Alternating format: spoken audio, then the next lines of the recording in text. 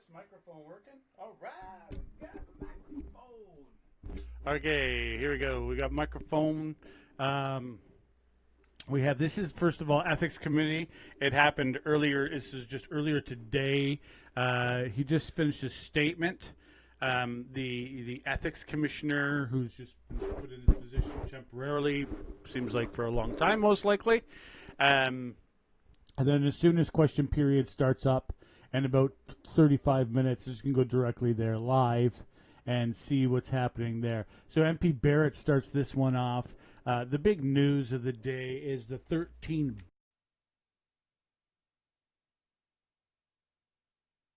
$13 billion that Prime Minister Mark Carney just put up. There's a few good things to it. He amalgamated certain government departments, and these government department, they're going to handle the land, government land, and also their own department, so they'll be able to basically give land to developers. And hopefully it actually gets passed down to the customers. We'll see how that actually is working. He spoke a lot about, we haven't built low-income housing for a long, long time, relying completely on the market. He doesn't believe in it. Whereas Pierre did his speech and basically said this is the dumbest idea since sliced bread. It's what we have. It's such. I believe it's partisan politic day, and it is also a how you go about it. The Conservatives a lot of times believe that the companies are the ones to fix it, not government, because government makes a mess of things. I agree. The government will make a mess of things. Unfortunately, they've made the problem very big. Housing crisis is so big. It's so hard to build. And so he put a lot of money, Mark Carney, in this plan into you can look in the description, part of it. I couldn't put it all in it.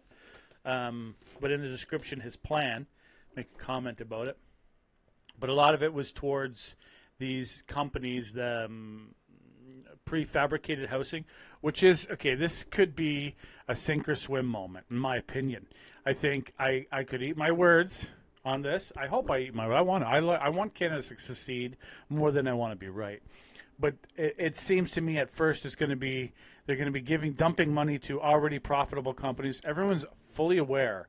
If you want to make money, you can make money in the housing market right now. It's almost impossible not to be able to.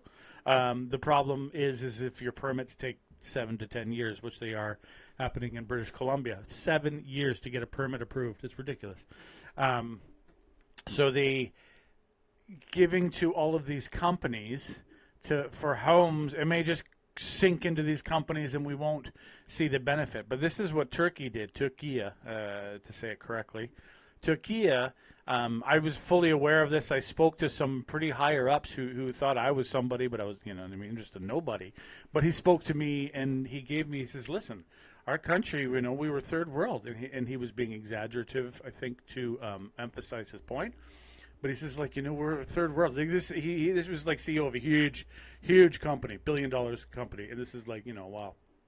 He said, well, we're exporting our construction companies and our construction labor, the way we do things to all of these countries, and he was Afghanistan, Tajikistan, Kazakhstan, all the stands, I should say, all the old Turkish countries. Basically, and they went to Africa, anywhere that they were building everything. And it doesn't matter if you think, it's a third world country. Well, third world countries have first world whatever buildings also in it, airports and major infrastructure projects that are very, very high tech and cutting edge. It's not the way it was before, over 100 years ago. So the guy said basically, he says, we're exporting our construction labor. So this is where I'm going to bring back to the point. If we, as Canada, creates hopefully a few great prefabricated building companies that can build prefabricated at an industrial scale, we may be able to export our buildings, and sell them, and as the price of a car, kind of thing, profit of a car, huge profits to export buildings, prefabricated buildings. This is where the potential is. because we have the wood, we have actually all the natural resources, so it would actually could possibly work. We just need the ingenuity and to maintain standards. And this is where I hope I'm wrong, that the money won't just go down into a black hole, which the Conservatives believe it will. Hopefully, if we have some ingenuity and be able to make buildings cheaper, better, faster, then people can do it on the ground with their labor, because everyone knows that under controlled industrial conditions is so much easier to build than the chaos is what construction is. I love the chaos. I enjoy the chaos. A lot of people get stressed out about it, but I enjoy it. But it's very inefficient. There's no denying it. And me and anyone who knows construction, if you were to do it in a factory, the controlled conditions, you do the same thing 15 times, you get things done faster. And so this is where the big potential, where Mark Carney may win, that we may create a new industry, a building industry, which every country in the world needs, right? Buildings. So anyway, I ramble, but here is the Finkelstein. I hope I said his name right. I'm not looking at it at the moment. Actually, here I'm going to talk about a little bit more about Carney. Mark Carney's itinerary here. Just 1 second. Come on. The plan is good. I think the Conservatives are in trouble. And it's fine for them to be in trouble. They just lost the election, right? So I don't think... I seen someone was saying yesterday on our on the chat, all the Brookfield things. I personally don't believe they're going to stick. He was an employee of Brookfield. Brookfield's a great big company, and they're like considered one of the safest places to invest, and they have like no scandals attached to them. And when you're that big and they're having no scandals, there's something, you know what I mean? It's like, wow. So I don't believe, I always can be wrong, but I don't believe that there's a there. He's already a billionaire. That's the only thing that they're throwing. I personally think the Conservatives are not going to get much traction, until the Liberals, with all this spending, they're going to make a mistake. Someone somewhere in the line is going to buy a $20 orange juice. Sorry, Bavoda. But it's going to happen. And until that day comes, the Conservatives, I believe, are just they're churning water, and when you churn water, it does not turn into butter. And that's just my belief. They may find something from the previous time, but there's going to be always the argument, well, that was lost government. Okay, so the Build Canada Homes, this could be a quagmire. It most likely will take a long time to set up, much longer than we think. But there's 3 points. First, Build Canada Homes will partner with industry. So Build Canada Homes, whatever is the name of it, will partner with industry, other orders of government, and Indigenous communities to build affordable housing at scale, at speed. Okay, so Canada's new government will capitalize Build Canada Homes with $13 million. Okay, so there's another $13 billion. Sorry. Second, Build Canada Homes will deploy capital, create demand, we already have the demand, and harness innovation housing technologies to build faster and more sustainable 365 days a year. Third, Build Canada Homes will adopt a government new Buy Canada policy and prioritize projects that use Canadian lumber and other Canadian materials. So that third one is the best point, I believe. I think that's where we're all going. Every country in the world is going. Support your local industry, buy off your local farmer, go to the farmer's market, buy local wood. That's great. These things, this is coming from Trump, by the way, and this is how Trump's leading the world. He's like, hey, pay attention to the little people, please. But under point 2, Build Canada Homes will place an intense focus on using cost-effective and modern methods of construction, such as factory-built, modular, and mass timber. I don't know what mass timber is. Through bulk procurement and long-term financing, Build Canada Homes will mainstream these advanced methods of construction. Okay, there's another thing. It's called LEEDs, LEEDS. If you are anything about, if you're anything about a builder, LEEDs is the future, and LEEDs is beautiful. If you are, if you want to save money, say if you're a plumbing, you're an HVAC company, you want to save money. It actually shows how to recycle your cardboard in a way that's sustainable, and it also saves money and makes it more efficient. And sometimes you get money in returns, recycling the stuff you throw out and all that stuff. Will LEEDs be a part of this? It doesn't specifically say. I believe it will ink its way in, per se. It's a great thing. It's the way to build in the future. You know, it's a way to build sustainably, and it's already has a you know what I mean. There's LEEDs buildings all across Canada. I recommend you go look it up. LEEDS, LEEDs, not the place. With the potential to cut building timelines by up to 50%. That's through this mass production. Reduce cost as much as 20% and lower emissions by approximately 20% during construction. That's what LEEDs is all about. It's all about creating efficient buildings as well. To supplement these efforts, wherever possible, Build Canada Homes will prioritize low carbon materials, low carbon technologies, and efficient design. This will help catalyze a new housing industry, one that builds faster, more sustainable, 365 days a year.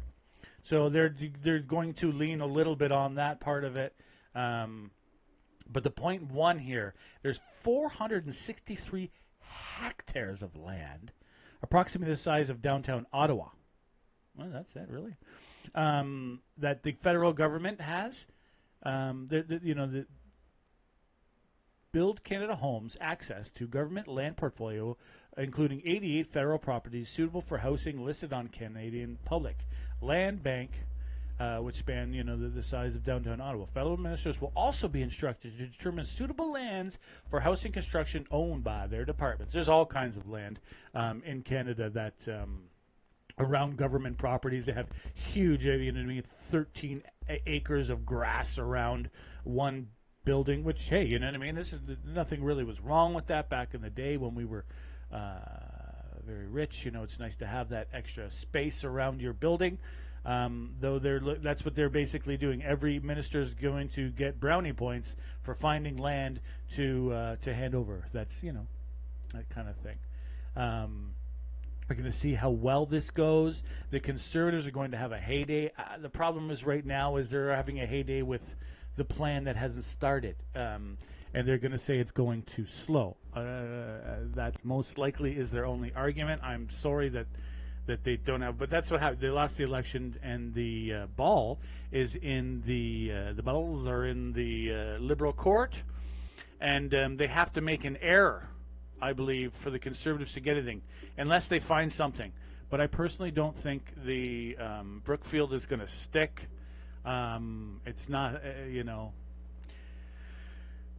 it's just my opinion. And it hasn't so far, so it won't anywhere. It just actually makes something. And then the Conservatives are just basically all about oil. All I can see, I may be wrong, I'm not following their site, but all I can hear is about them talking about oil. I guess because the Liberals were against oil under Trudeau, but since under Mark Carney, the 5 projects, there was oil and gas in the project. So it basically is like, okay, look, I let the oil and gas fly.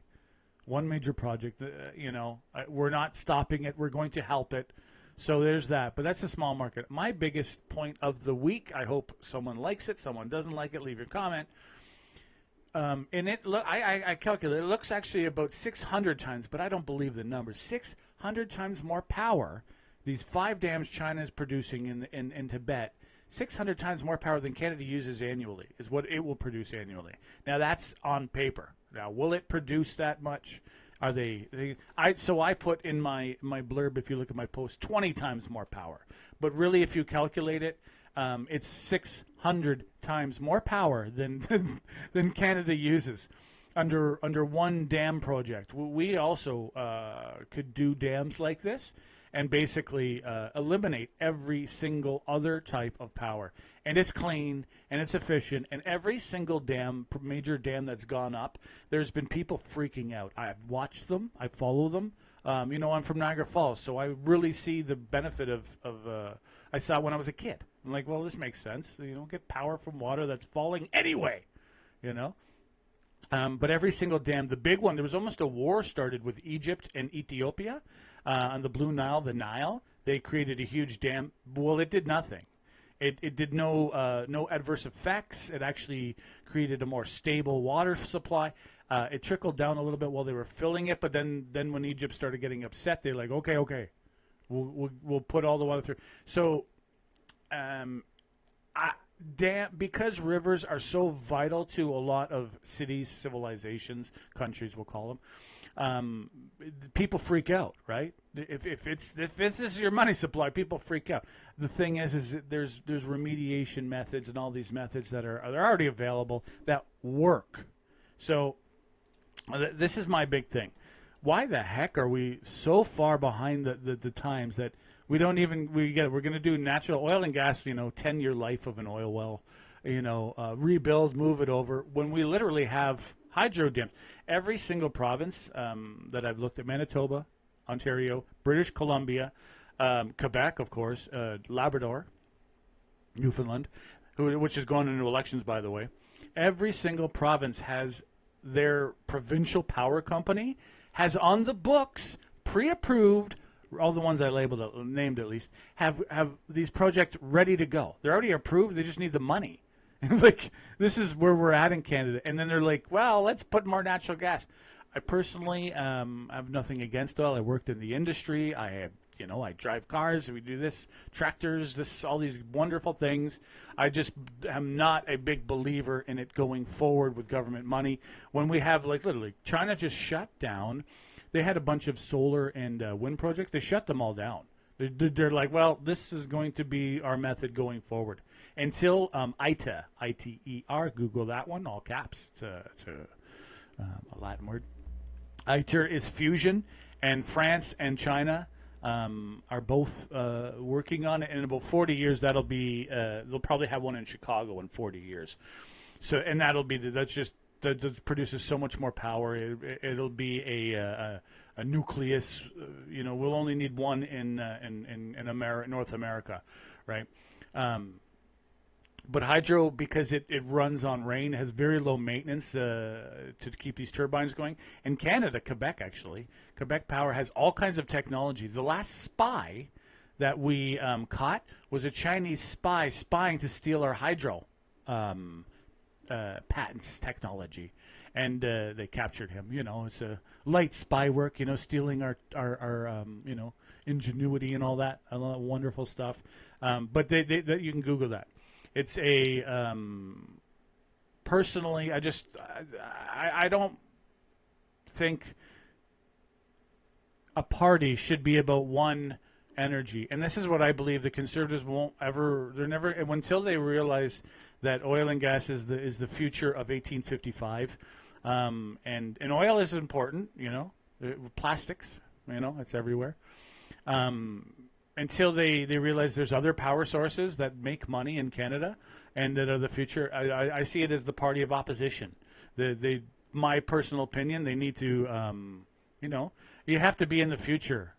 You can't be only talking about oil and gas. And Carney is like, yeah, fine. He's fine with oil and gas. And he's not against it as Trudeau was. Fighting the last battles is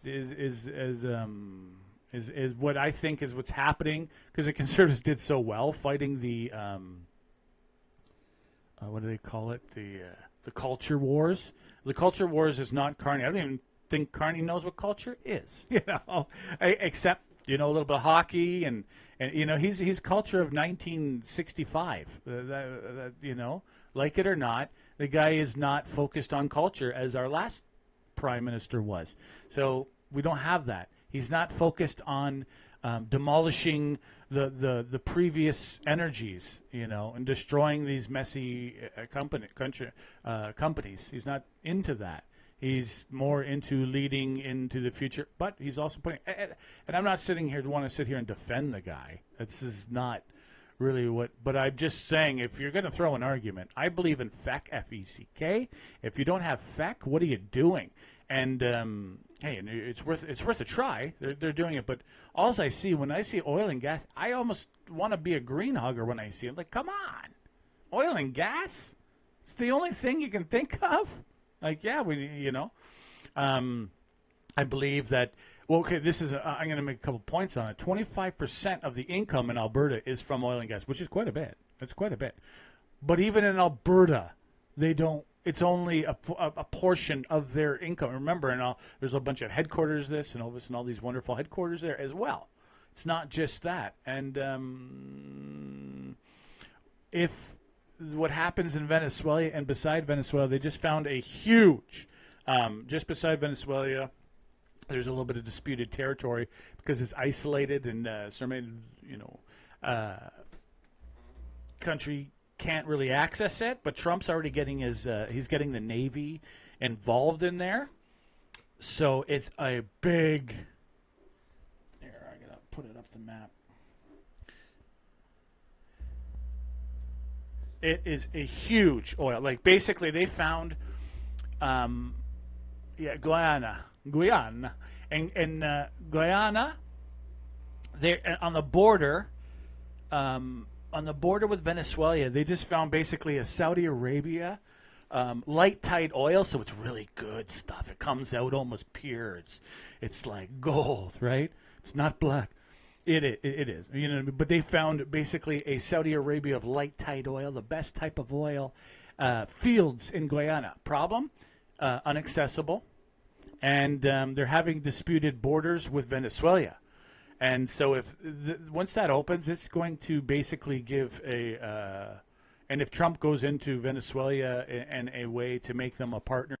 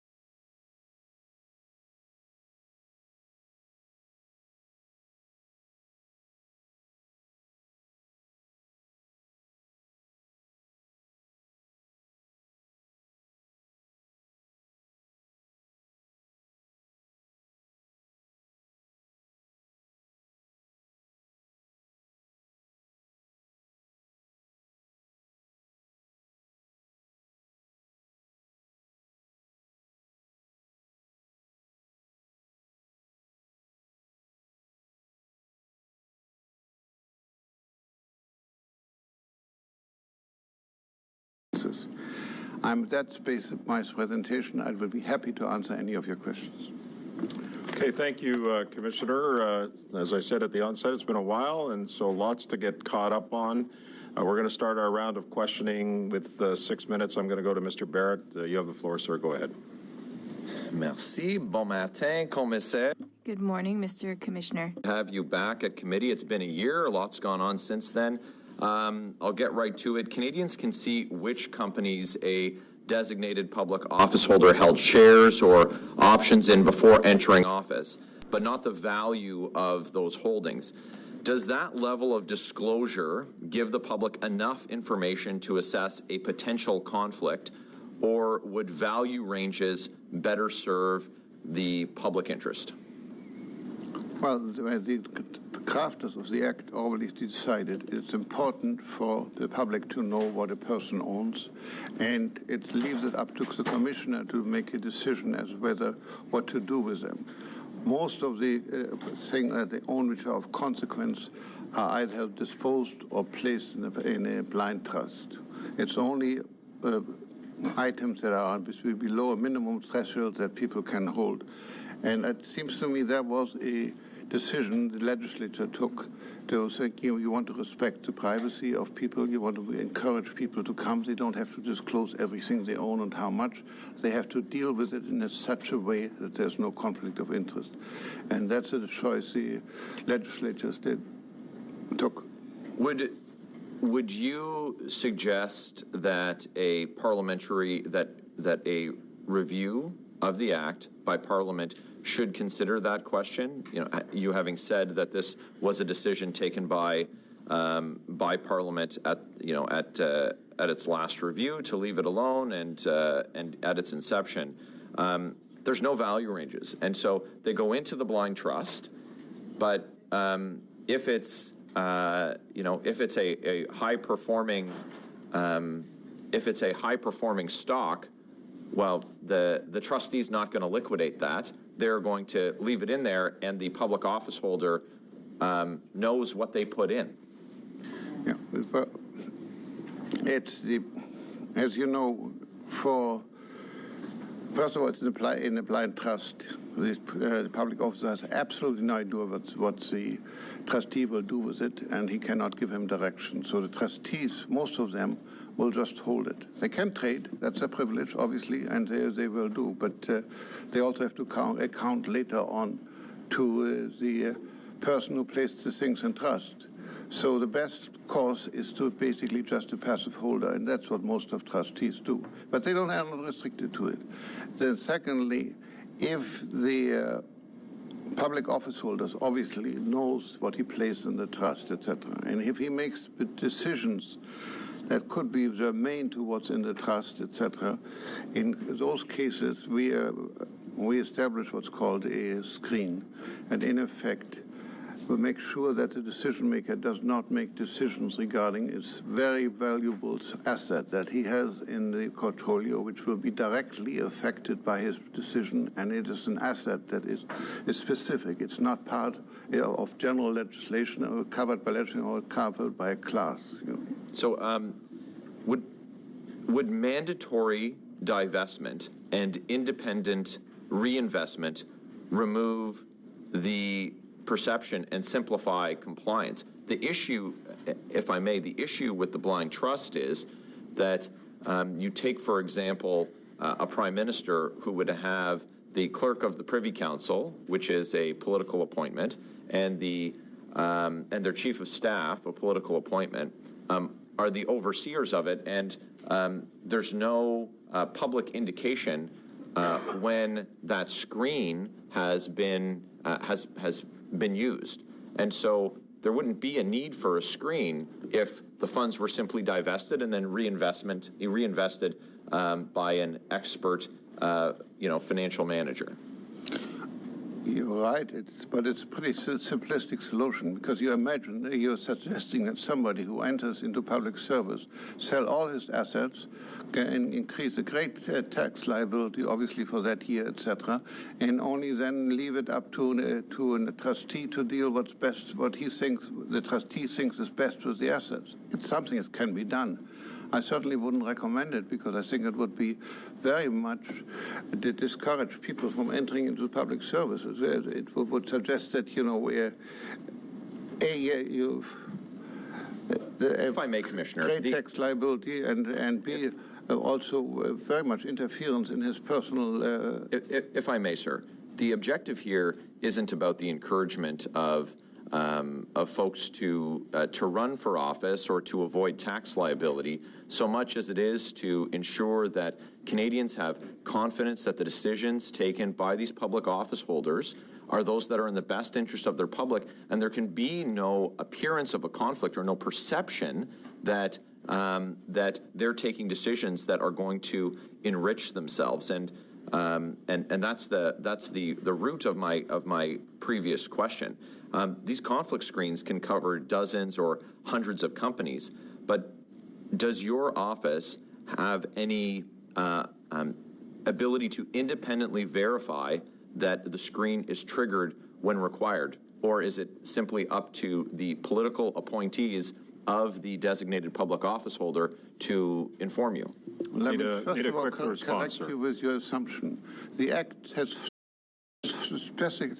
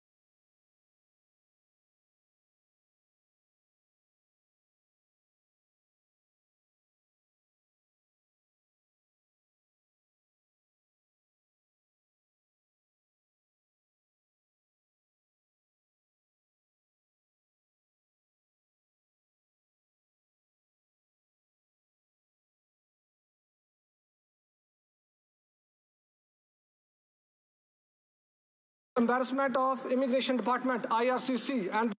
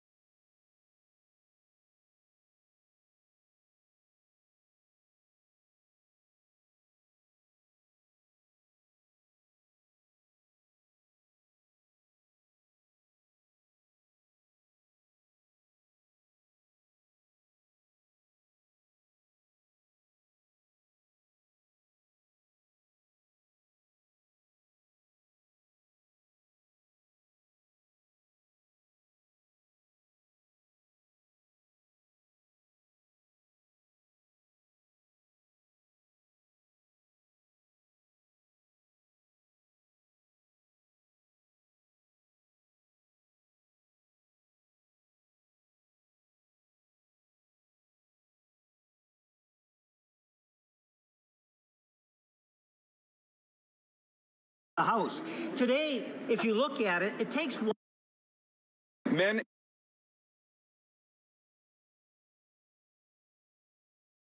and women who put their lives on the line, working around the clock with bravery and determination on the front lines. Their skill and sacrifice protected homes, livelihoods, and lives in dangerous and unpredictable conditions.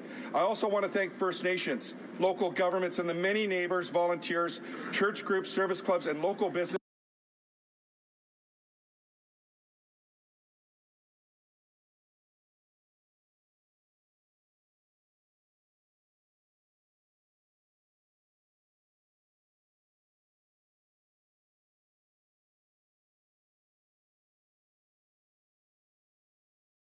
who rallied to support families, opening their doors, caring for animals, and ensuring that no one was left behind.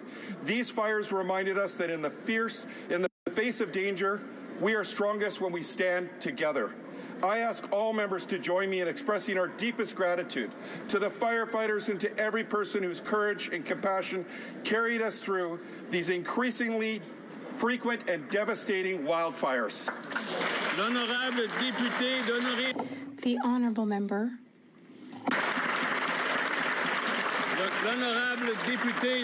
The Honourable Member for Honoré-Mercier. Mr. Speaker, I hope that you and all of my colleagues had a nice summer. Welcome back and best wishes to all for the parliamentary session. Recognize International Day of Democracy. Democracies around the world are facing strong headwinds. Misinformation, disinformation, foreign interference, growing polarization, political violence, declining trust in institutions, hyper-partisanship, and the increased inequalities are rising significantly. On this International Day of Democracy, I urge us all to remember why Canada is the best nation. And I urge that we strengthen our democratic institutions through honest dialogue, participation, transparency, and trust, together to ensure a peaceful and inclusive future for generations to come. We should all work to build a stronger democracy. Thank you. The Honourable Member for Carlton Trail, Eagle Creek. Mr. Speaker, it's an honour to rise in this place on the first day of the fall session to resume the important work we should have been doing over the summer. At a time when Canadians were promised a government that was here to meet the moment and to accomplish things at speeds not seen in decades, the Liberals went on vacation, posed for photo ops, and signed empty agreements. This is more of the same. The same Liberal ministers, the same Liberal MPs, delivering the same old results. After spending the majority of the past 9 months in the riding hearing from constituents, they want to see this tired government held to account for their inaction and empty promises. Canadians want a government that meets their issues with the same urgency they themselves feel. Conservatives are ready to do the work and continue to hold the Liberals to account to deliver more than just empty promises, but real results for Canadians. The Honourable Member for Davenport. Mr. Speaker, tomorrow, September 16, is Mexican Independence Day, and I rise to recognize this momentous occasion. For over 80 years, Canada and Mexico have built a strong partnership rooted in shared values and mutual respect. We collaborate across countless fronts, from cultural exchanges to substantial investments that strengthen both of our economies. The current challenge of U.S. tariffs presents an unprecedented opportunity for Canada and Mexico to deepen our relationship. As our Prime Minister emphasized in his discussions with President Sheinbaum, our governments are committed to strengthening trade ties and exploring new economic cooperation. The Mexican-Canadian community has nearly doubled over the past decade, bringing tremendous energy and expertise to our economy. These hardworking individuals contribute immeasurably to Canada's success, enriching our communities through their entrepreneurship, innovation, and cultural vibrancy. I look forward to an even brighter future of collaboration, prosperity, and friendship between Mexico and Canada. Viva Mexico and Viva Canada! L'Honorable Député. The Honourable Member for Thérèse de Blainville.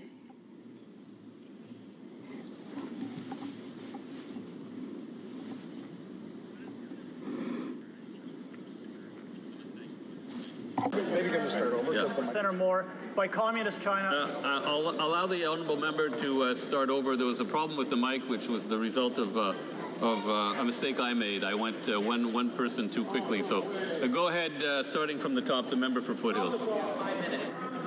Right now, Foothills farmers are in the middle of what looks to be a bumper canola crop.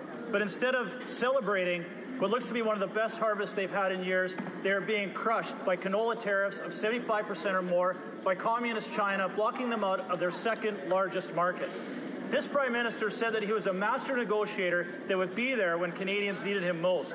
But instead of results, Beijing has added higher and more tariffs on canola farmers.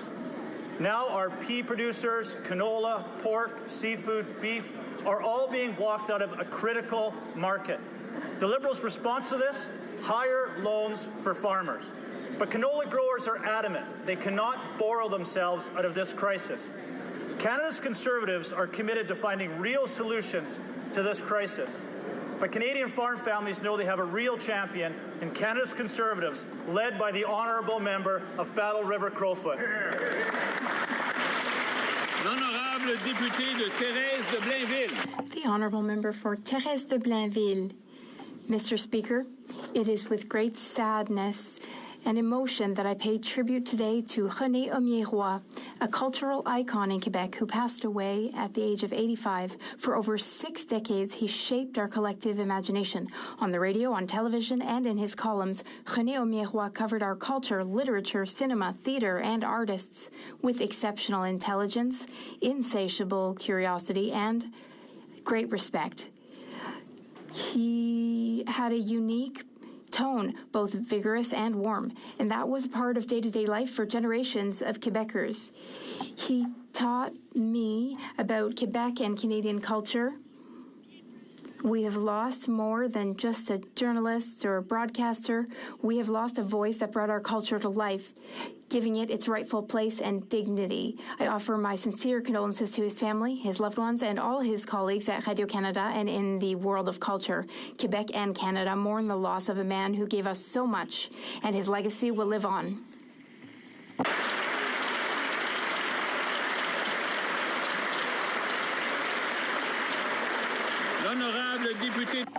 The honourable member for Mégantic-L'Érable, David, felt very strong. He felt that he didn't need therapy. Then he experienced a few hardships, and David found himself haunted by his old demons again, and he had kept in touch with those friends. My wife, Caro, wrote this on Facebook. Hardships, and David found himself haunted by his old demons again, and he had kept in touch with those friends. My wife, Caro, wrote this on Facebook. Il y a toujours quelqu'un prêt à vous aider. On t'aime, David.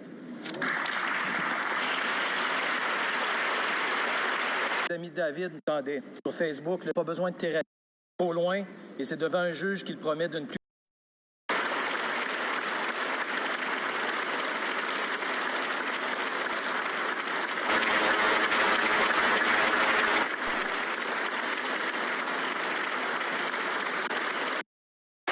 All of David's didn't want to. He had kept in touch with David, felt very strong. He felt that he didn't need therapy. Then he experienced a few hardships, and David found himself haunted by his old demons again, and he had kept in touch with those friends. My wife, Caro, wrote this on Facebook.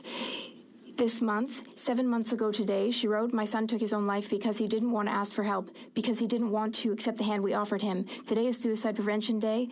Please ask for help or accept the help offered to you by those who love you. To all of David's friends, don't do what he did. There's always someone who loves you, ready to help you. David, we love you."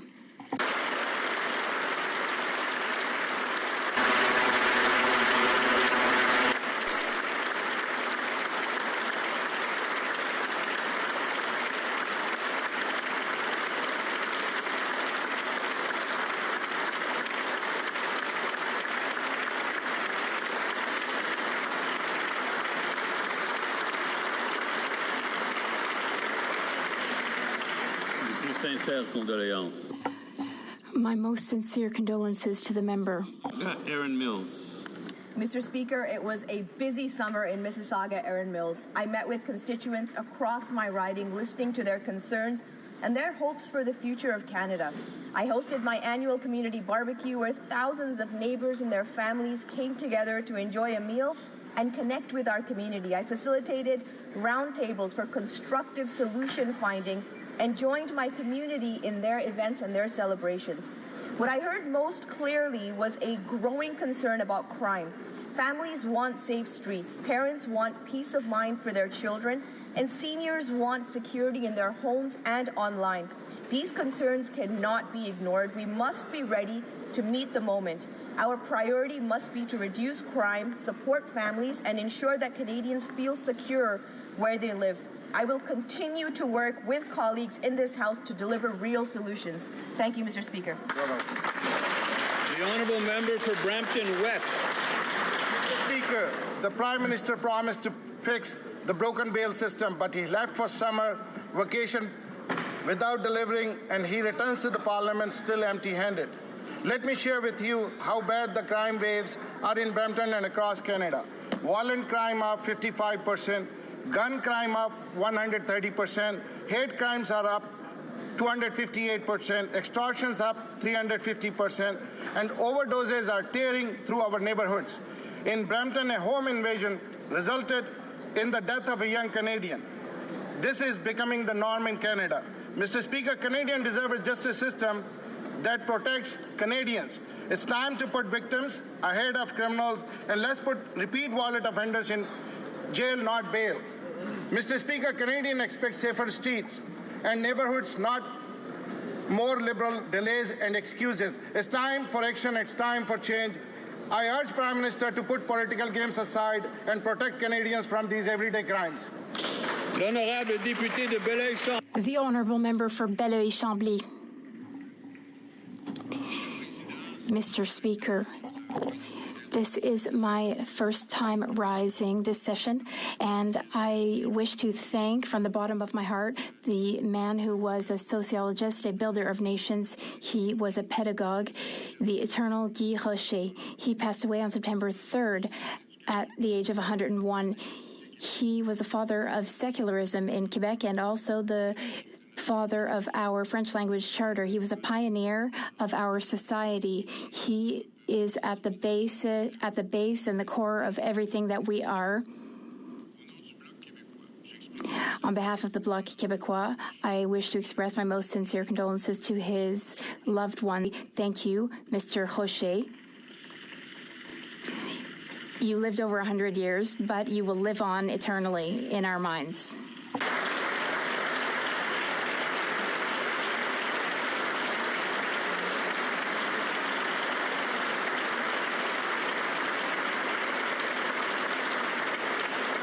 The honourable member for Cumberland-Colchester.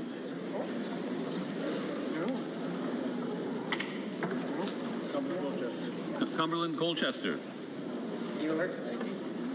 The honourable member for Cumberland-Colchester. My apologies, Mr. Speaker. My time was given to someone else. Member for Lakeland. Canadians still pay the price for the last anti-development Liberal decade. 6 months ago, to get elected, the Prime Minister promised to put shovels in the ground on big projects at, quote, unimaginable speeds. But what Canadians got was the same old Liberal bait and switch, photo ops and more bureaucracy because the PM is just another Liberal. They say 5 projects made their secret list so far, some already approved and some already being built. Not a single pipeline to create Canadian jobs with Canadian steel and pay for programs all Canadians want. Conservatives work to improve and pass Bill C-5, but it's not enough to get back the $60 billion that left Canada due to Liberal red tape. C-5 admits the Liberals' own laws block building. They must scrap the no new pipelines, never build anything anywhere Bill C-69, the shipping ban, Bill C-48, Canadian energy censorship, the Liberal oil and gas cap, and the federal industrial carbon tax so Canada can compete. Conservatives want to unleash natural resources to make a strong, united Canada, self-reliant, affordable. The honourable member for Saint Laurent. The honourable member for Saint Laurent. Mr. Speaker, on Saturday, I had the opportunity to participate in the Peace Walk in my constituency. This event is organized by the Federation for Universal Peace and other organizations in my riding of Saint Laurent to mark the International Day of Peace. It reminds us that peace begins right here at home. On September 21st each year also reminds us of the millions affected by conflicts and wars worldwide, and that we cannot let values like empathy, compassion, and cooperation falter, at home or abroad. These are the values that make us Canadian. They are the reason we chose Canada to be our home. Dans un contexte où les incidents haineux et violents. Hateful and violent incidents are on the rise in Canada. This is why we must build inclusive communities where each and every community member feels respected and safe. That is how we can build a strong Canada. Our shared responsibility as Canadians and as global citizens to uphold peace every single day. Merci. Hear, hear. The honourable member for Leeds, Grenville, Thousand Islands, Rideau Lakes. We all want Canada to succeed. He promised he would double home building, but it's fallen, and he's adding more bureaucracy that hasn't built a single home. He promised after Foundation, and each year the ride has raised more.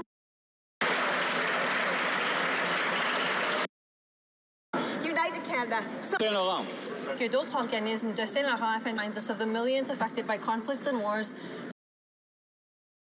Of leadership and commitment to community service at such a young age. Congratulations to Adam and the ride to recovery.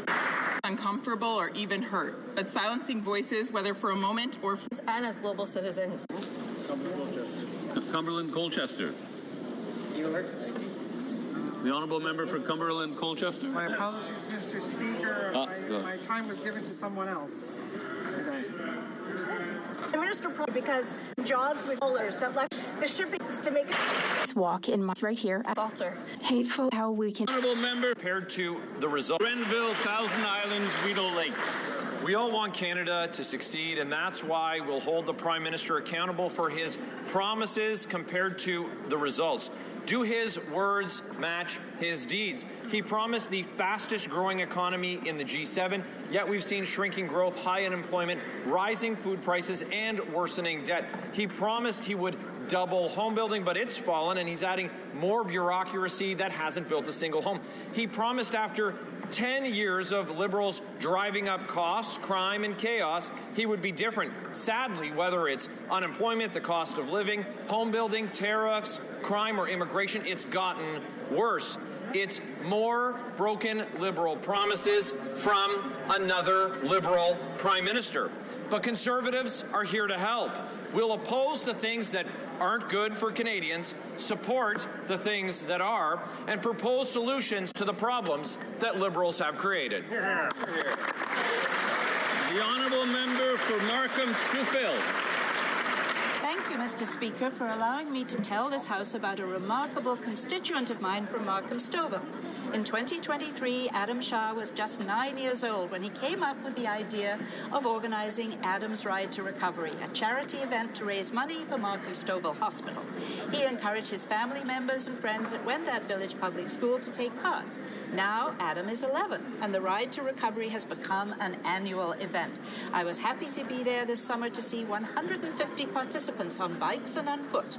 The ride is supported by the phenomenal people at the Markham-Stouffville Hospital Foundation, and each year the ride has raised more money than the year before, now totaling $3,185.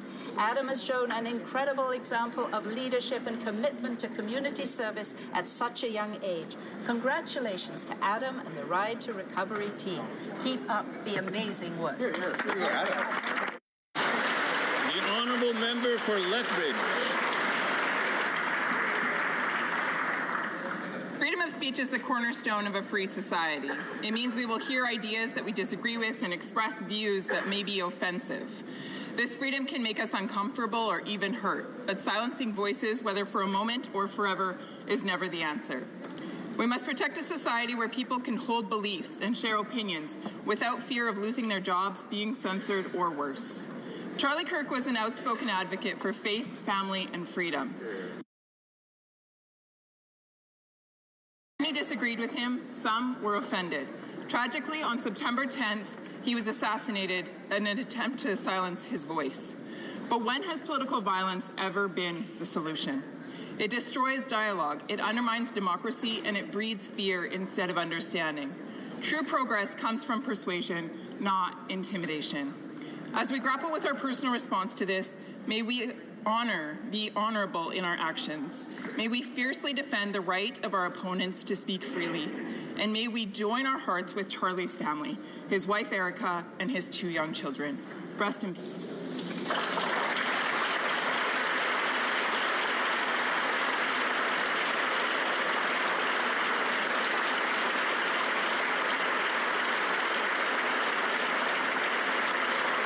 The honourable member for Ottawa, Vanier, Gloucester. Mr. Speaker, I rise today to pay tribute to Ken Dryden, whose passing is a profound loss for Canada. I had the privilege of working with Ken and witnessed firsthand his thoughtfulness, intellect, and dedication. He was deeply committed to improving sport culture and advancing efforts to better protect athletes from concussions. While many will remember him as a Hall of Fame goaltender and 6-time Stanley Cup champion with the Montreal Canadiens, but he was so much more. He was a scholar, an author, a parliamentarian, a leader whose influence extended far beyond the ice. Ken's life left an indelible mark both in sport and in public life. His vision, generosity, and commitment to excellence continue to inspire Canadians across generations. On behalf of this House, I extend my deepest condolences to his family, his loved ones, and all those whose lives he touched. May he rest in peace. Thank you, Mr. Speaker.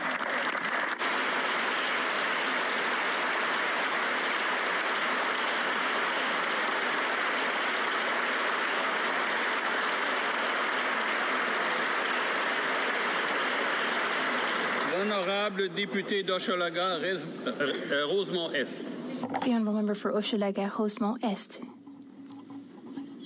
René Aumier-Roy was a broadcaster, a cultural expert, and, as he liked to say, a professional spectator. He just passed away at the age of 85. René taught me so many things.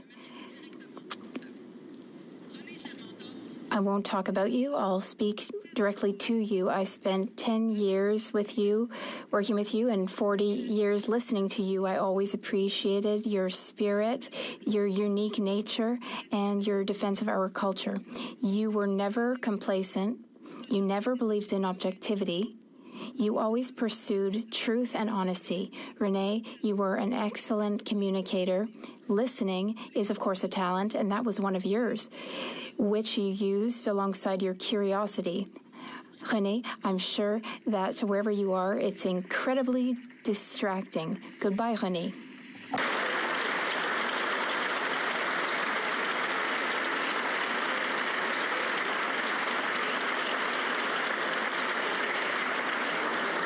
Questions orales. Oral questions. The honourable leader of the opposition.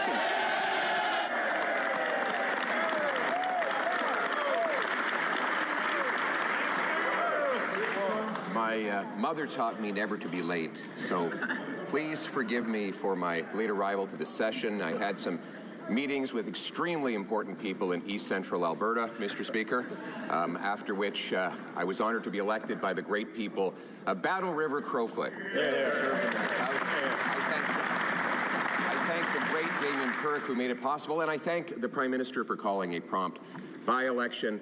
I wonder if one day he might regret that decision, but in a spirit of good faith, I wonder if he agrees that our goal should be a Canada where hard work is rewarded, where food and homes are affordable, where streets are safe, where borders are solid, and where we're all united under a proud flag. The Right Honourable Prime Minister. Mr. Speaker, I'm sure I speak for all parliamentarians in welcoming the member for Battle River Crowfoot back to the House of Commons.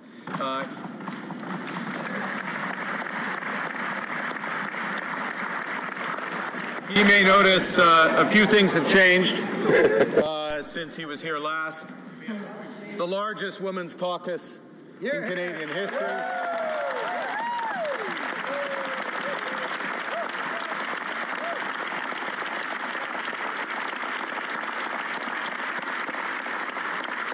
And a spirit of collaboration that was shown in the opening session, including in the passage of the Build Canada Act and the Projet de Loi du Bloc québécois en ce qui concerne and the Bloc's bill in terms of protecting supply management.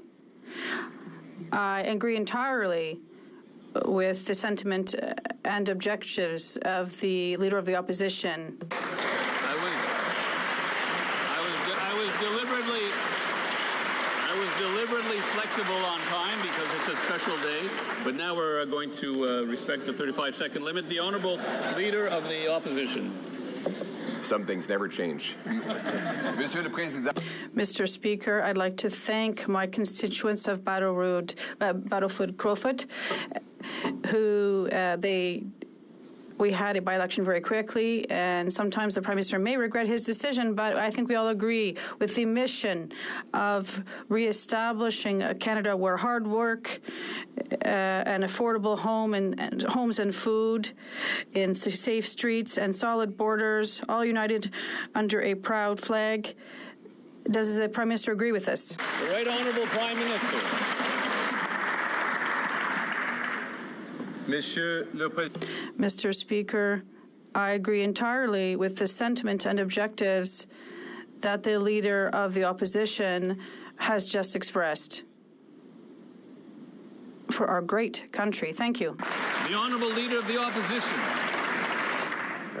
Mr. Speaker, the Prime Minister mentioned how much had changed, and it's true. I look around this place, and when I left, there was a Liberal Prime Minister who was making excuses about breaking promises, running massive deficits, costs, crime, chaos were all out of control. And whereas today, we have a Liberal Prime Minister breaking promises, making excuses, running massive deficits with costs, crime, and chaos out of control. Mr. Speaker, when will the Prime Minister match the grand promises with the real change Canadians need? The Right Honourable Prime Minister. Mr. Speaker, I understand the Minister, or the Minister, promotion. Come on over. I understand the Leader of the Opposition was busy. He missed the largest tax cut for 22 million Canadians. He missed the cut on the GST for new homes. He missed eliminating all federal barriers to trade. He missed, I hope I'll have another opportunity to finish a very long list of what the Leader of Opposition. The Honourable Leader of the Opposition. Dans l'esprit. In a nonpartisan spirit, we're simply going to insist that the Prime Minister adhere to his own promises. He promised the strongest growth in the G7 for our economy, and now our economy is declining the fastest in the G7. He also promised that food would cost less. It's more, and food inflation is accelerating. He promised a budget in October, and now we'll see one maybe in November with a double deficit. So, inaudible. Prime Minister. Mr. Speaker, this government has been absolutely focused on improving affordability for Canadians. That's why the largest tax cut, 22 million Canadians. $60 billion in new projects and the deficit without even introducing a budget. Que la nourriture allait coûter moins, ça coûte cher et l'inflation alimentaire est en train d'accélérer. $60 billion in new projects announced last week. That the Prime Minister adhere to his own, the Leader of the Opposition has just expressed for our great country. Thank you. The Honourable Leader of the Opposition. Mr. Speaker, the Prime Minister mentioned how much had changed, and it's true. I look around this place, and when I left, there was a Liberal Prime Minister who was making excuses about breaking promises, running massive deficits, costs, crime, chaos were all out of control. And whereas today, we have a Liberal Prime Minister breaking promises, making excuses, running massive deficits with costs, crime, and chaos out of control. Mr. Speaker, when will the Prime Minister match the grand promises with the real change Canadians need. The Right Honourable Prime Minister. Mr. Speaker, I understand the minister, or the minister, promotion. Come on over. I understand the Leader of the Opposition was busy. He missed the largest tax cut for 22 million Canadians. He missed the cut on the GST for new homes. He missed eliminating all federal barriers to trade. He missed, I hope I'll have another opportunity to finish a very long list of what the Leader of Opposition. The Honourable Leader of the Opposition. Dans l'esprit. In a nonpartisan spirit, we're simply going to insist that the Prime Minister adhere to his own promises. He promised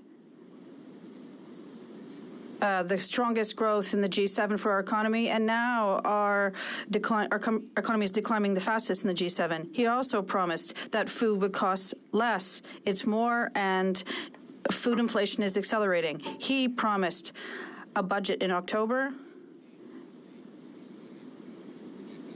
and now we'll see one maybe in November with a double deficit. So, inaudible. Prime Minister. Mr. Speaker, this government has been absolutely focused on improving affordability for Canadians. That's why the largest tax cut, 22 million Canadians, every taxpayer in this country. That's why the cut to the GST. That's why the launch of Build Canada Homes, which will reduce the cost of home building in this country. That's why we back the CRTC to get broadband costs down for Canadians. We are the strongest economy throughout the worst crisis in our history. The Honourable Leader of the Opposition. In the spirit of nonpartisanship, we are simply going to hold this Prime Minister to his own promises. He promised that he would spend less. He's already spending 8% more. He promised the budget would be in October. Now he says it will be in November, more than halfway through the fiscal year. He promised that his government would have a smaller deficit than Justin Trudeau. Instead, now we hear that it might even be double. So a trivia question. Can the Prime Minister tell us, has there ever been a Prime Minister who has successfully doubled the deficit without even introducing a budget? The Right Honourable Prime Minister. It's a trick question.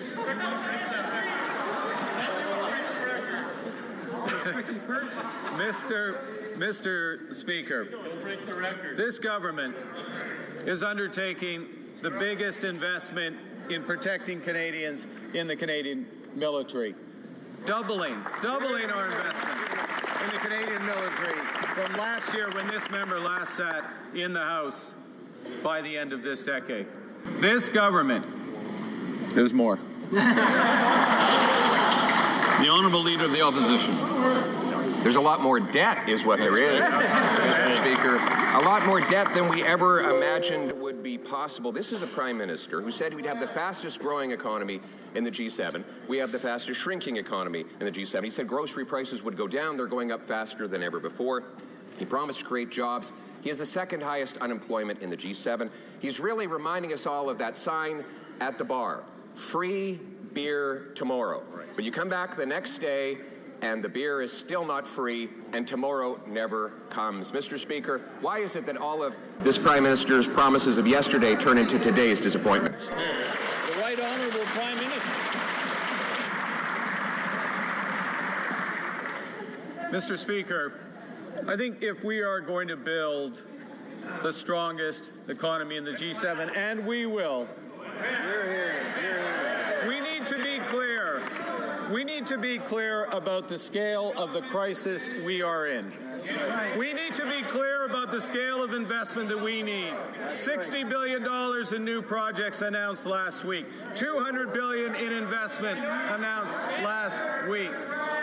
$100 billion in housing investment announced just yesterday. That's the scale of what we need. The Honourable Member for Belleuil-Champlain.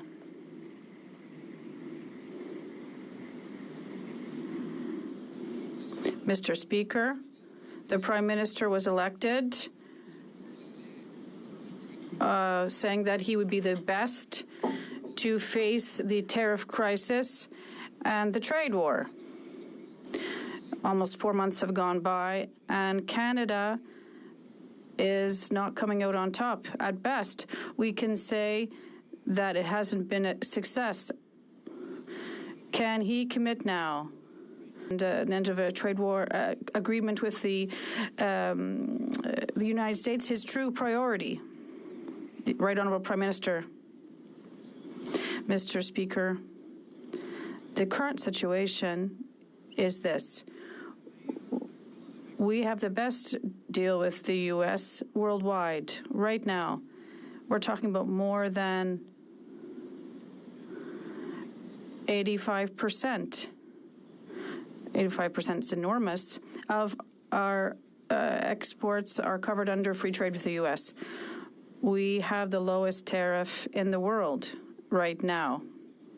That is a success. The Honourable Member for Belleuil-Chambly. I would contest such statements which would not live up to economic analysis. We would have to look at that in another forum. But the Prime Minister says we have a privileged relationship with the U.S. and it no longer exists. But this statement didn't go over very well in Washington. Can he state today that he is confident that he can reestablish our privileged relationship of trust between Canada and the U.S. administration quickly as the best way to put our trade relationship back on a right track? The Honourable Prime Minister. Mr. Speaker, the Canada-U.S. relationship is good. Yes, we are experiencing difficulties and challenges, some setbacks, but I am proud that this government stands up for Canada, but that's true.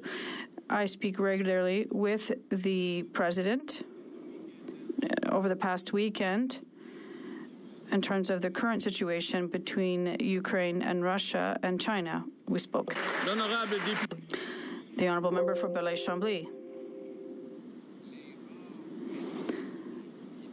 The Prime Minister's rare presence in Washington, both in terms of the U.S. administration and the economic troubles. Well, his absence was noted a great deal in Washington. When did he go for the last time to Washington, and when will the PM start seriously going to the capital city of our main partner and make it a priority, rather than talking about infrastructure that won't even be put in place until the end of Mr. Trump's term? The Right Honourable Prime Minister. Mr. Speaker, the U.S. President is a modern man. I speak with him regularly. We send each other text messages. But what's the most important right now for Canada is to diversify our trade internationally with Europe, in Asia, with Africa, and South America. Thank you. The Honourable Member for Foothill. Same Liberal promises, the same Liberal results. Canadians are paying the price for another Liberal Prime Minister's broken promises. This Prime Minister said to Canadians that he would be judged by prices at the grocery store. Results are in. This Prime Minister has failed. Food prices have surged 40% since the last Liberal Prime Minister broke that same promise the last time. Should this Prime Minister's promise to Canadians not be judged by food prices at the grocery store, but the number of families being forced to food banks? Right. Hear, hear. The Honourable Minister of Housing and Infrastructure. Thank you, Mr. Speaker. Well, the number one cost for Canadians is their housing, and we have taken action to make housing more affordable. Yesterday, the Prime Minister and I announced the launch of Build Canada Homes, which will be a one-stop shop for making housing more affordable across Canada. And we're launching that on 6 pieces of Canada lands, 4,000 homes that we will start building immediately. Thank you. The Honourable Member for Foothill. Canadians can't afford to put food on the table, let alone pay for the Liberals' bureaucracy when it comes to housing. But let's be clear. This was the Prime Minister's promise. These were the Prime Minister's words. This is the Prime Minister's failure. Food prices are going to go up $700 per Canadian family this year. Canned soup is up 26%, apples 14%, tuna 19%. The daily essentials have become unaffordable. Is sticker shock at the grocery store the experience that this Prime Minister promised Canadians? The Honourable Minister of Housing and Infrastructure.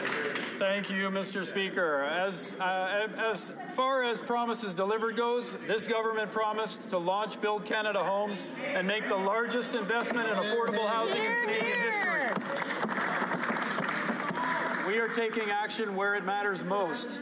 And Canadians need support on affordable housing. Across the board, we need more support, but starting with housing and housing first, particularly for those on low incomes and those who are homeless. We are taking action. Honourable Member for Thornhill. The Minister told Canadians that they should judge him by the prices they pay at the grocery store. But food inflation is 70% above target. The grocery prices are up 40% in less than a decade, and all of those years the Liberals were in power. And the cost of food has risen overall more than inflation every single month that this Prime Minister has been here. Canadians should judge the Prime Minister by his words. That's only fair.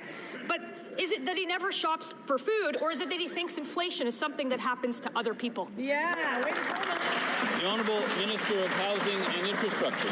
Thank you, Mr. Speaker. Again, we'll come back to the number one cost for Canadians and concern is around affordability of housing. That's so true. I know the Conservatives and the members opposite do not care about affordable housing. We're here to take action on it. Make life more affordable for Canadians, starting with their homes. Thank you, Mr. Speaker. Good work. The Honourable Member for Thornhill. The Minister cannot ignore the problem of millions of Canadians using a food bank every single month. And that hasn't changed. It happened under this Liberal government's watch. And now they're making excuses or changing the subject entirely. Canadians are getting fleeced at the grocery store. And it's only going to get worse because next year their bill will be $700 higher per family. That's another Liberal broken promise, another Liberal bait and switch by another Liberal Prime Minister. So is that the experience that he's now promising Canadians? The Honourable Minister of Finance. We listen to Canadians, something that the Conservative may want to do a bit more. And what Canadians have told us, Mr. Speaker, is affordability is the first concern. The second is housing, and the third is the economy. What have we done, Mr. Speaker, while the leader was away? The first thing we did for Canadians was to reduce taxes for 22 million Canadians, Mr. Speaker. Everyone got a raise on Canada Day, Mr. Speaker. The second thing, we removed GST on first-time home buyer, Mr. Speaker. And we are going to build with Canadians, with every Canadian, the strongest economy in the G7. That's what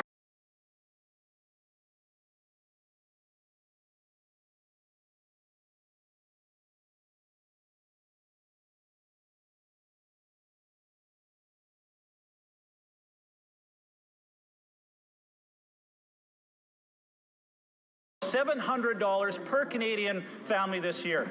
Canned soup is up 26%, apples 14%, tuna 19%.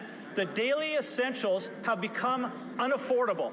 Is sticker shock at the grocery store the experience that this Prime Minister promised Canadians? The Honourable Minister of Housing and Infrastructure. Thank you, Mr. Speaker. As far as promises delivered goes, this government promised to launch Build Canada Homes and make the largest investment in affordable housing in Canadian history. We are taking action where it matters most. And Canadians need support on affordable housing. Across the board, we need more support, but starting with housing and housing first, particularly for those on low incomes and those who are homeless. We are taking action.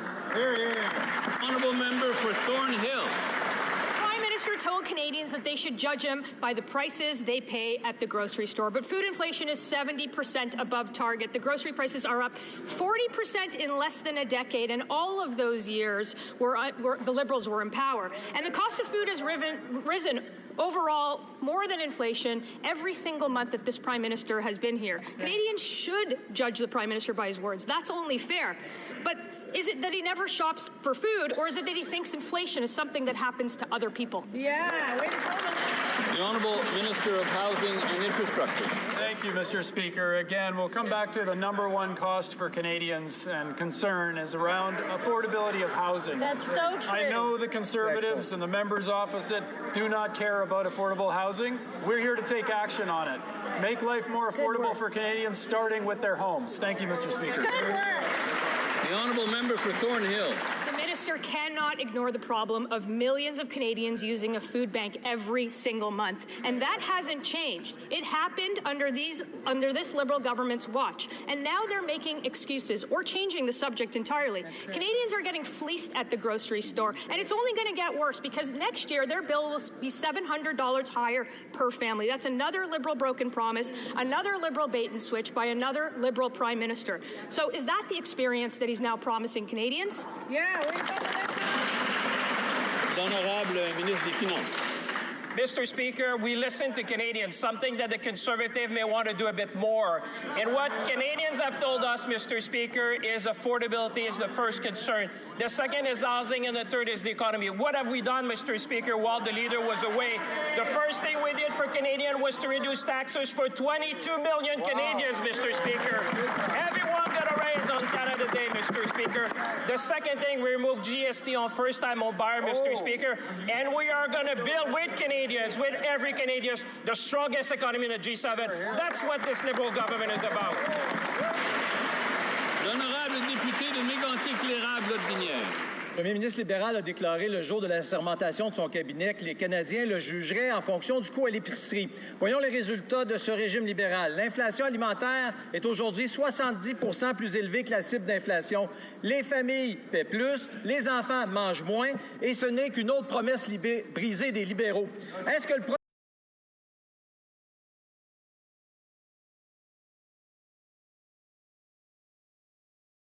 Particularly young Canadians who can't afford to get into the market.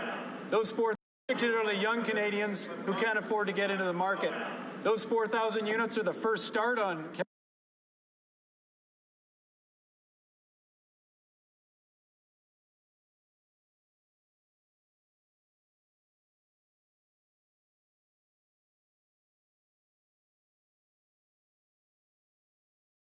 environmental impact assessments or federal environmental impact assessments or federal legislation. They don't need to environmental impact assessments or federal legislation. They don't need to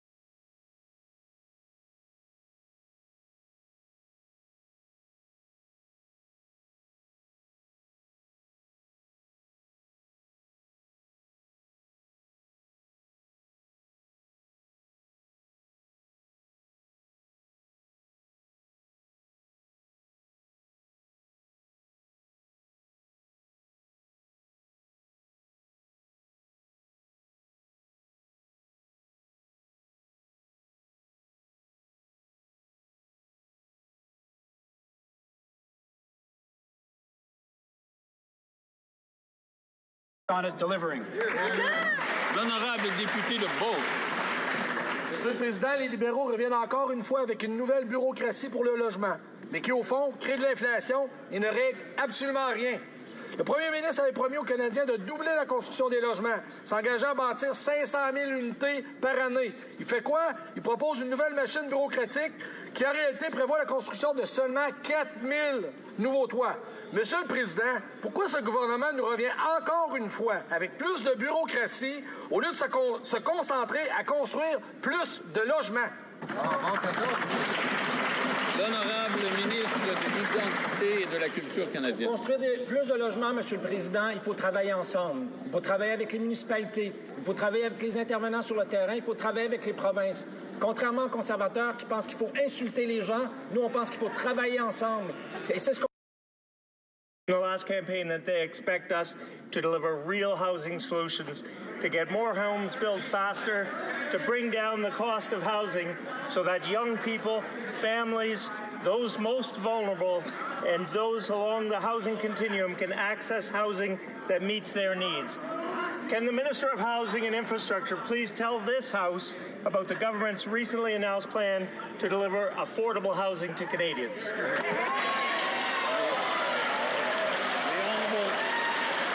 The Honourable Minister for Housing and Infrastructure. Thank you, Mr. Speaker, and I'll thank the member from Carleton for his question and for the focus today on affordable housing.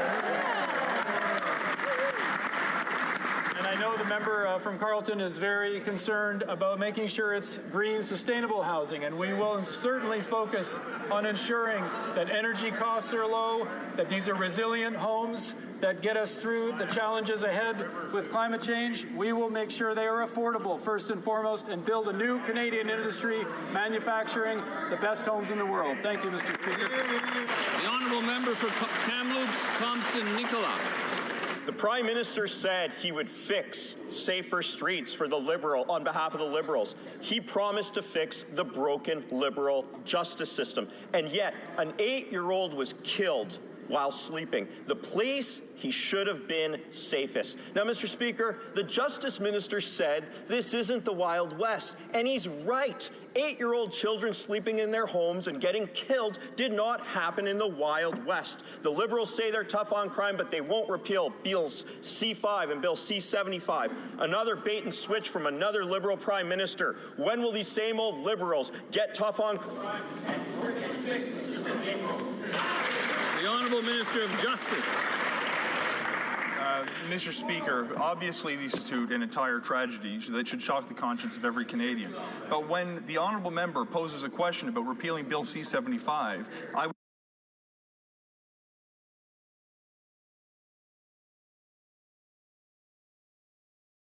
penalties for serious crimes, and most importantly, to keep Canada safe. The only question I have that remains is whether the Conservatives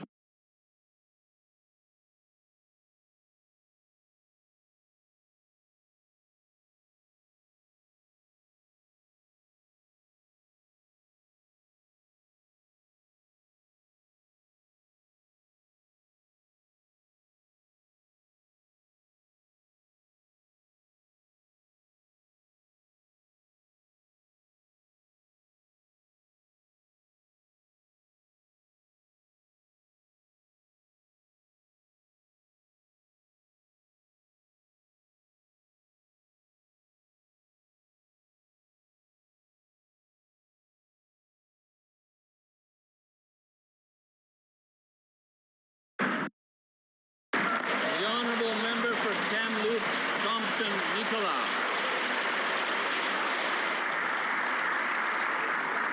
Mr. Speaker, the Conservatives have been waiting for 10 years to help the Liberals create safe streets, and they have brought forward next to nothing. I spent some time with the Vancouver police this summer. What did we see? What do we see in Vancouver? Guns, lawlessness, drug overdoses. I saw firsthand the increases of I saw firsthand the 152% increase in overdoses. And will these Liberals fix the justice system that they... The Honourable Minister for Public Safety. The Honourable Minister for Public Safety. Mr. Speaker, I too had the opportunity to be with the Vancouver Police and to see firsthand the challenges that they're facing. I was there with their Fentanyl Czar, Kevin Brasseau, and we saw the incredible work of the Vancouver Police in ensuring that their communities are safer. In fact, just recently, 2 days ago, the Mayor of Vancouver indicated that the program that they put in place is working. Together with the work that we're going to be doing on bail reform and ensuring that violent criminal repeat offenders are put away, we will make our community safer, Mr. Speaker. The honourable member for Oxford. Mr. Speaker, violent crime is up over 55%, and more than half of Canadians don't feel safe in their own neighbourhoods. This Prime Minister promised to crack down on crime, yet repeat offenders keep getting out on bail. Another broken promise, but Canadians are paying the price. Families are shattered, lives have been lost, and that's why my Jail Not Bail Act will put these criminals behind bars. So the question is simple. Will the Prime Minister support our bill, restore safe streets, or was that another broken Liberal promise? The Honourable Secretary of State for Combating Crime. Mr. Speaker, it was in our platform. We've got a mandate and we've promised Canadians that we are going to keep our communities safe.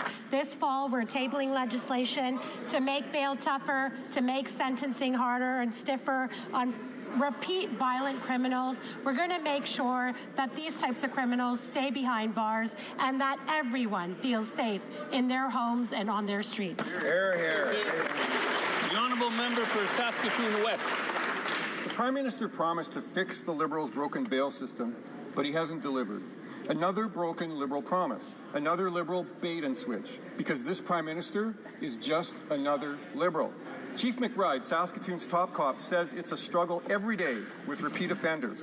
The Prime Minister says he'll get tough on crime, but since the Liberals took power, repeat offenders have fueled a crime wave in Canada, with violent crimes up 55%. Mr. Speaker, when will the Prime Minister stop breaking promises and put repeat violent offenders behind bars? Great question. The Honourable Minister of Justice. Mr. Speaker, it's encouraging to see that there is alignment between the Conservative opposition and the Liberal government when it comes to improving public safety, including through the adoption of stronger laws to help build safer communities. I have good news for my colleague. We will be introducing legislation during this parliamentary session to strengthen bail reform in this country, to have harsher sentences for violent repeat offenders, and to make sure that we have the support to help keep communities safe with direct investment in law enforcement. Mr. Speaker, I look forward to working with my honourable colleague and members on both sides of the aisle to advance public safety in this country. The honourable member for King Vaughan. The Prime Minister promised to fix their broken criminal justice system and did nothing all summer. Meanwhile, 7 shootings have occurred in Vaughan in less than 3 weeks. A father, Abdul Aleem Faruqi, was shot dead protecting his family. Families across Canada are terrified, and repeat violent offenders are still on our streets because of weak Liberal laws like Bill C-5 and C-75. Another Liberal broken promise, another Liberal bait and switch, because this Prime Minister is just another Liberal. When will this Prime Minister's broken promises stop? Refers to is one that's impacted my community greatly, and my sincere sympathy goes out to the family. We're going to make sure that repeat violent offenders are kept behind bars.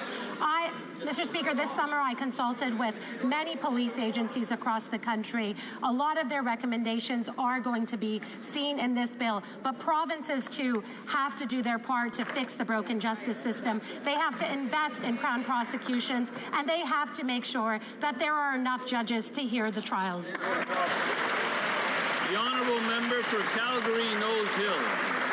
The Prime Minister promised to grow the economy, but it's shrinking. And since he took office, tens of thousands of jobs have been lost. But the Liberals are on track this year to bring in the most temporary foreign work permits ever.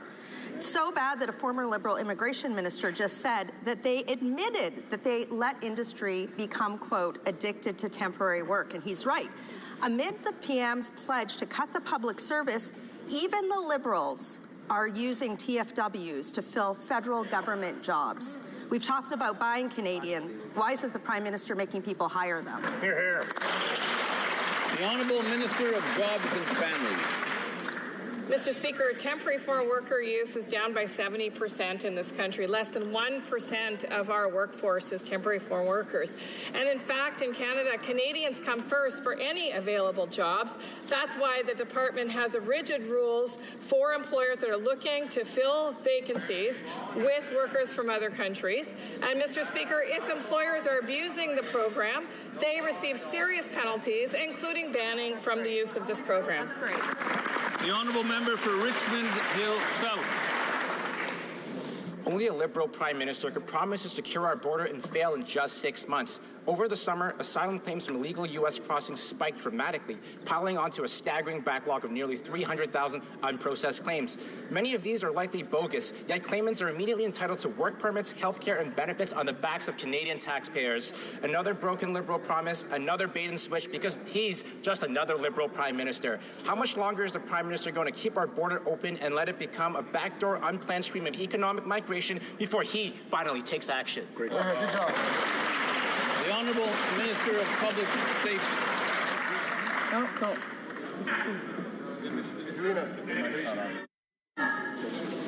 Thank you very much, Mr. Speaker. While the opposition is concentrating on, making assumptions and speaking about things that are not there, let me tell you that with the asylum system, our numbers are down 40%. We've also introduced Bill C-2, which will strengthen our border.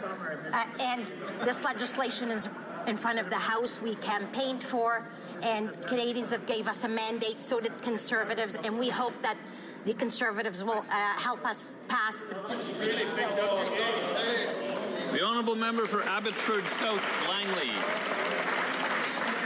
Promised to fix Canada's immigration system and broke that promise. Up to 500,000 people have overstayed their visas in Canada. Teens can't find work, healthcare is overwhelmed, housing is out of reach, and crime rates are soaring because of the Liberals' reckless policies. The Liberals continue to maintain high levels of immigration and won't even remove those who are non-citizen criminals convicted of serious crimes.